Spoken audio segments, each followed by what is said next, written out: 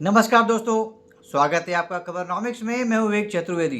आशा करता हूं आप सभी कुशल मंगल होंगे। अगर आप इस चैनल पर पहली बार आ रहे हैं तो सब्सक्राइब करिए और वीडियो पसंद आए तो लाइक का बटन भी ज़रूर दबाइएगा। अमेरिका पूरी कोशिश में है कि रूस अपना तेल ना बेच पाए। अब तो और ज़्यादा खतरनाक हो गया है, और ज़्यादा अग्रेसिव खूंखार हो गया है ट्रंप कि कुछ भी हो जाए, जो करना पड़े वो हम सब करेंगे एंड विल इंश्योर कि रशिया तेल ना बेच पाए। अब इंडिया और चाइना को मना करते करते हम थक गए कि तेल मत खरीदो, तेल मत खरीदो, लेकिन इन पर कोई असर नहीं पड़ रहा। इन्होंने कोई कमी नहीं की है, और ज़्यादा बढ़ा ही दिया इन्होंने अपना तेल। तो अब क्या किया जाए? तो करते करते अब हार पछता के ट्रंप ने वो कर दिया जो शायद बहुत पहले करना चाहिए था। रशियन कंपनीज पे, ऑयल कंपनीज पे सैंक्शंस ठोक दिया। अब अभी तक सैंक्शंस नहीं ठोका था, सिर्फ बोलता ही था, ज़बानी वॉर चल रहा था, डराया धमका रहा था, टैरिफ ठोक रहा था इंडिया पे। रशिया चाइना पे ठोका नहीं था, लेकिन धमका रहा था। पूरा ट्रेड वॉर चल रहा था, टैरिफ वॉर। लेकिन इंडिया पे 50% ठोक दिया। 25% एक्स्ट्रा जो ठोका था टैरिफ, इसी वजह से ठोका था कि तुम रशियन ऑयल खरीद लो। तो 50% का टैरिफ झेल रहा था इंडिया, ठीक है। तो लेकिन फिर भी कोई कमी नहीं है। एक लीटर कम नहीं हुआ था रशियन ऑयल इंपोर्ट का, जो इंडिया कर रहा था रशिया से। अब करें तो क्या करें? तो अब हार पछता कर ट्रंप ने वो अपना एक मास्टर स्ट्रोक मारा। चलो जी, कोई बात नहीं। तो जो रशियन ऑयल कंपनीज हैं, रॉसनेफ्ट जो रशिया का सबसे बड़ा ऑयल रिफाइनर है, वो और ल्यूकोइल, तो ये दोनों रशिया के सबसे बड़े ऑयल जायंट्स हैं। आधा से ज़्यादा जो रशिया का तेल है जो ये एक्सपोर्ट करते हैं, ये यही दोनों कंपनियां करती हैं। तो अमेरिका ने, ट्रंप ने फाइनली इन दोनों कंपनियों पे सैंक्शंस ठोक दिए। अब सैंक्शंस ठोक दिए, इसका मतलब कि ये एक्सपोर्ट नहीं कर सकते। अब करें तो क्या करें? अब एक टाइम दिया, 21 नवंबर का टाइम दिया है कि इसके बाद से तुम नहीं कर सकते हो। तब अब से लेकर 21 तक 1 महीने का टाइम है इंडिया और चाइना के पास कि अब क्या किया जाए। तो ये जो सैंक्शंस हैं, ये दो तरीके से ऑयल एक्सपोर्ट होता है। एक तो होता है पाइप के थ्रू, जरिए जो पाइप बिछा हुआ है रशिया से देशों में, उसके थ्रू। और एक होता है टैंकर्स में, जो शी से होता है, सी कार्गो से, जो ऑयल टैंकर्स में तेल लेकर आता है, वो तरीका होता है करने का। रशिया और इंडिया के बीच में ऐसा कोई पाइपलाइन नहीं है कि पाइपलाइन होता है। तो इंडिया का सारा तेल जो इंपोर्ट होता है वो समुद्र के रास्ते से ही होता है। तो वो सैंक्शंस ठोक दिया इस तरीके से कि अब आप नहीं कर सकते समुद्र के रास्ते से। लेकिन रशिया और चाइना के बीच में बहुत बहुत मेजर और बहुत ही एक्सटेंसिव पाइपलाइन भी है, बहुत मेजर। रशिया का सबसे बड़ा ऑयल इंपोर्टर जो है वो चाइना ही है। तो तकरीबन तकरीबन 30% जो रशियन चाइनीज़ ऑयल इंपोर्ट है रशिया से, वो पाइपलाइन से होता है। और तकरीबन 70% शिप्स होता है, कार्गो से होता है, सी कार्गो से। तो अब ये 70% तो अफेक्ट पड़ गया। अब कैसे करेंगे? तो इनके पास 1 महीने का टाइम है, ये कि रास्ता कैसे निकाला जाए, इधर से करेंगे उधर से करेंगे। इसी बीच में यूके ने भी सैंक्शन ठोक दिया चाइना का जो सबसे बड़ा ऑयल रिफाइनर है उसके ऊपर, कि तुम मिडिल ईस्ट और कनेडियन ऑयल जो है उसको तुम इंपोर्ट नहीं कर सकते। अच्छा जी, तो भाई अगर तुम मुझे उनसे तेल नहीं खरीदने देने दोगे कि मैं मिडिल ईस्ट से नहीं ले सकता हूँ, मैं कनेडियन ऑयल नहीं ले सकता हूँ, तो मैं कहाँ से लूँगा? ठीक है, मैं ये रशिया से ले लूँगा। इधर से तुम रोकोगे तो ठीक है, कोई बात नहीं, कहीं ना कहीं से तो मैं लूँगा ही ना। तो मैं चलो फिर मैं रशिया से ले लूँगा। यहाँ से भी नहीं ले सकते, क्योंकि अमेरिका ने सैंक्शंस ठोका हुआ है इनके ऊपर कि ये बेच ही नहीं सकते। तो अब क्या करें? ना इधर से भी ले सकते हैं क्योंकि यूके ने सैंक्शंस ठोक दिया, इधर से भी नहीं ले सकते क्योंकि अमेरिका ने सैंक्शंस ठोक दिया।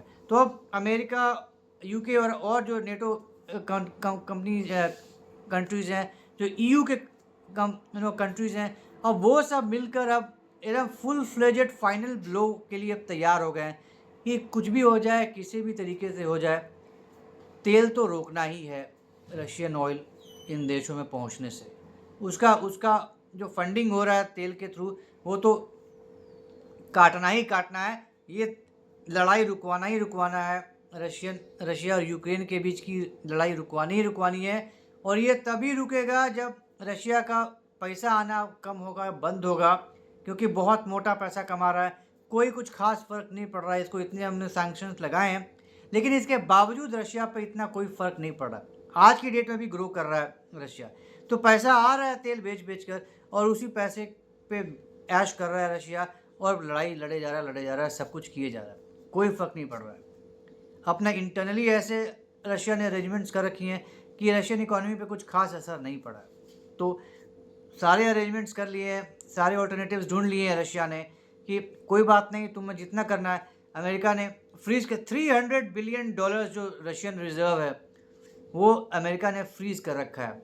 जो फॉरेन जो ट्रेजरीज में पैसा है रशिया का, $300 बिलियन कर रखा है। और अब EU प्लान कर रहा है कि इसी जो सीज किया हुआ पैसा है उसी के इंटरेस्ट को पैसा रूट किया जाए यूक्रेन को। यूक्रेन तो चिल्ला रहा है कि वो पैसा हमें दो, वो पैसा हमें दो, हमारे रिकन्स्ट्रक्शन में काम आएगा, वो हमें दो। अभी तक नहीं गया है, लेकिन और रशिया धमका रहा है कि अगर ये सब काम किए तो बहुत ज़्यादा बुरा होगा। रशिया से डरते भी सारे हैं, अमेरिका भी डरता है, और EU की तो खैर कोई हैसियत ही नहीं है। कोई भी कंट्री अकेला तो दम ही नहीं है, सोच भी नहीं सकता कि वो अकेला खड़ा हो जाए रशिया के खिलाफ। तो नेटो एज अ होल हमेशा वो फुदकते रहते हैं, European Nations, European union NATO के रूप में वो फुदकते हैं कि हम छोड़ेंगे नहीं, हम ये कर देंगे, हम वो कर देंगे। लेकिन किसी की इंडिविजुअली हिम्मत नहीं है कि वो रशिया के सामने खड़ा हो सके, किसी की हैसियत ही नहीं है। बर्बाद कर देगा रशिया, उनको मालूम है। तो नेटो के दम पर वो कूदते हैं। तो सैंक्शंस लगा दिया, इधर से भी सैंक्शन लगा दिया, उधर से भी सैंक्शन लगा दिया, तो अब तेल बेचे तो कहाँ से बेचे। तो अब इंडिया भी अब सोच में पड़ा हुआ है कि कैसे जुगाड़ किया जाए। ईरान से तेल ले नहीं सकते, वेनेजुएला से तेल ले नहीं सकते। अभी तक हम बहुत बड़ी मात्रा में रशिया से तेल खरीद रहे थे, अब इस पर भी सैंक्शन लगा दिया, तो अब कहाँ से लेंगे। तो इंडिया और चाइना लगे हुए हैं, जुट गए हैं इस उपाय में, जुगाड़ करने में, ऑल्टरनेटिव ढूंढने में कि अब क्या किया जाए। चाइना के पास तो फिर भी है पाइपलाइन, उससे 30% तो आ जाता है, थोड़ा बढ़ा देगा ठीक है, लेकिन जाहिर सी बात है इतना बड़ा देश, इतना ह्यूज देश, इतनी ह्यूज रिक्वायरमेंट, आई मीन दुनिया की टॉप 3 जो एनर्जी कंज्यूमिंग कंट्रीज़ हैं वो है अमेरिका, चाइना और India. These are the 3 largest energy consuming countries of the world. तो अमेरिका तो खैर है, उससे कुछ मतलब ही नहीं है, वही कर रहा है। तो जो सेकंड और थर्ड जो हाईएस्ट एनर्जी कंज्यूमिंग नेशंस हैं, चाइना और इंडिया, इसी पे नकेल कसना है। इन दोनों पर नकेल कस लिया तो रशियन तेल वैसे ही नहीं निकलेगा रशिया से। जब खरीदने वाला ही नहीं रहेगा तो बेचने वाला बेचेगा किसको। तो हालांकि इंडिया ने एश्योरेंस दिया है अमेरिका कि ठीक है, हम कम कर देंगे और तुमसे भी हम तेल खरीद लेंगे, हम तुमसे भी 10% तेल खरीदेंगे। तो अमेरिका का ये तो एक मोटिव पूरा हो गया कि भाई तू मेरे से भी तेल खरीद, उससे महंगा तेल ये मेरा, लेकिन तेरे को तो खरीदना पड़ेगा। तो महंगा ही सही, लेकिन खरीदना तो पड़ेगा। तो अब करें भी तो क्या करें। अब खुलेआम तो पंगे ले नहीं सकते कि सैंक्शंस लगा दिया उसके बाद भी ले रहे हैं।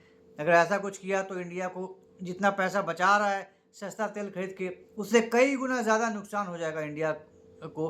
तो अब ये नहीं करते। रिलायंस जो सबसे बड़ा रिफाइनर है जो रशियन ऑयल लेता है, उसने भी अपने ऑर्डर्स को रोक दिए हैं या कैंसिल कर दिए हैं, अब और नहीं लेगा। नायरा पे वैसे ही, जो रिलायंस के बाद जो सेकंड लार्जेस्ट रिफाइनर है नायरा, उस पर भी सैंक्शंस लगा रखे हैं, उसके शिप्स पे सैंक्शंस लगा रखे हैं कि ये लोग नहीं ला सकते। तो पूरा कड़ाई हो गया, पूरे सैंक्शंस लग गए हैं। तो इंडिया भी अब सख्ते में है, इंडिया भी अब प्लानिंग मतलब ऑल्टरनेटिव्स ढूंढ रहा है कि कहाँ से क्या दूसरा ऑल्टरनेटिव ढूंढा जाए, किस तरीके से किया जाए, क्योंकि अब कार्गो से भी नहीं आएगा तो कहाँ से किया जाए। तो भारत और चीन पूरी ताकत लगाकर इस मुद्दे में जुटे हुए हैं, जॉइंटली भी काम करने के लिए तैयार है कि हम दोनों मिलकर कुछ ऐसा जुगाड़ किया जाए कि हमारा एनर्जी रिक्वायरमेंट तो भैया है, बिना एनर्जी के देश कैसे चलेगा, आपका देश ही बर्बाद हो जाएगा। तो कहीं ना कहीं इसे तो चाहिए। तो ठीक है, कोई बात नहीं, अभी हम करेंगे। और ये तो इंटरनल बात है। भारत ने रशिया को भी बोला हुआ है कि भाई जरा तू 6 महीने ठान रख, मैं ज़रा इससे निपट लूँ, हमारा ट्रेड डील साइन हो जाए, और खुदा ना खास्ता अगर तुम्हारा और यूक्रेन का युद्ध अगर ख़त्म हो गया, फिर तो कोई लफड़ा ही नहीं है, फिर तो वापस हम अपने पुराने अंदाज में आ जाएंगे। अभी तो 40% ही ले रहे हैं, हम 50% भी कर देंगे, तो हम अपना आधा तेल रिक्वायरमेंट तुम्ही से पूरा करेंगे। तो वो भी आने वाले समय में वो भी हो जाएगा। अभी तो बात यही है कि ट्रंप को अपना ईगो मसाज करवाना है, अपना दिखाना है कि मैं ये कर सकता हूँ, और वो कर ही रहा है। तो अपनी कैपेसिटी में जितना कर सकता है वो डोनाल्ड ट्रंप कर रहा है।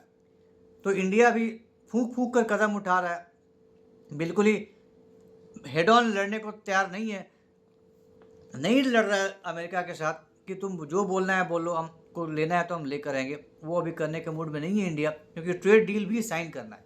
उम्मीद यही है कि अब बातें सारी हो गई हैं, अब नवंबर में ये शायद ट्रेड डील हो जाए, और ये ट्रेड डील हो जाए और तो आने वाले नवंबर में यही उम्मीद लगाई जा रही है कि जो 50% का टैरिफ है वो भी ख़त्म हो जाएगा और ये 15-16-17% पे आ जाएगा टैरिफ।